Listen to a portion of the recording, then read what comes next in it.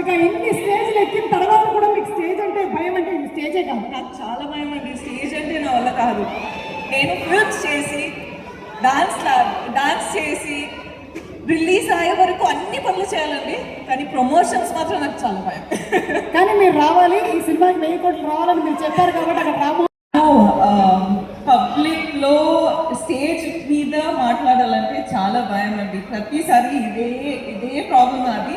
కానీ మిమ్మల్ని చూడడానికి నేను ప్రతిసారి వస్తా, ప్రతిసారి ఇంత సంతోషంగా అనిపిస్తుంది. Thank you so much. కేంద్ర డాన్స్ చేస్తున్నాను వల్ల